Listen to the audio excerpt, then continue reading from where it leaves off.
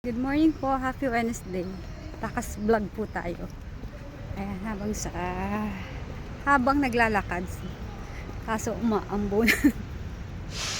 Inaambon ang peg. So hinihintay ko si Habi kasi meron siyang sinaglit meron kaming appointment. So yan, vlog tayo habang pumupunta sa Paroroon. Char. So yan.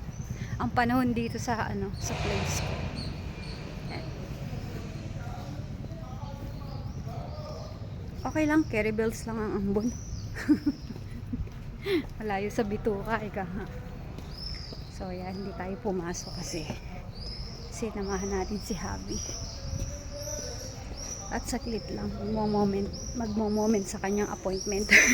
Sorry, ganun. Magmo-moment sa kanyang appointment. Sana all sinasamahan, no? Ayun lang. Pag may time, syempre umabsent so para ma-help si Habi sa kanyang inaayos. Yan. Pangit ang panahon dito. Madaming pila pa dito, grabe. Pero meron naman kaming appointment 9 o'clock. So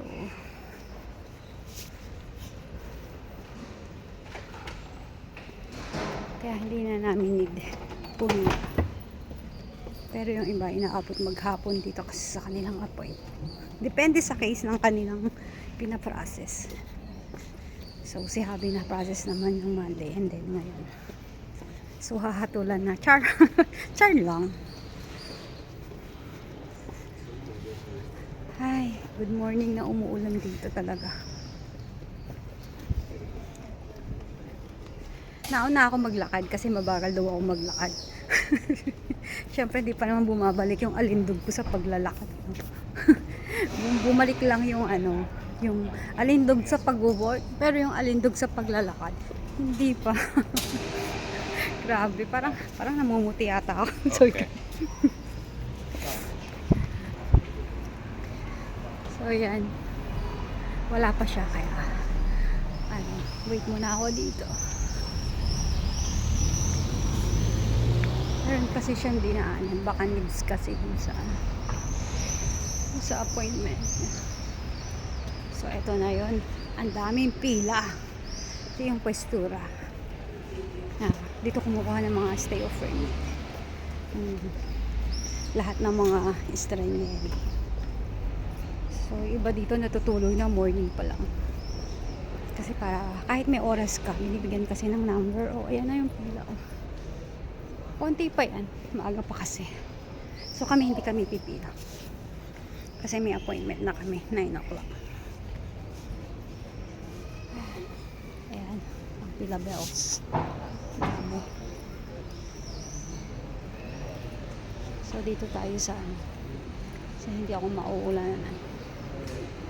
Ayan na siya. Tayin lang natin si Habi. Yan ang pwestura namin dito. Dito lahat kumukuha ng mga estudyante, yung mga estudyante, mga turista, yung mga kukuha ng mga pamilya sa Pilipinas. Yung mga police. So yan, bye na po. Ayan, nakikita ko na si Habi. Pero malayo pa. Umaambon. Sisilong muna po ako. Baka lagnatin ako, char. Bye po. Happy Wednesday and good vibes po. Bye.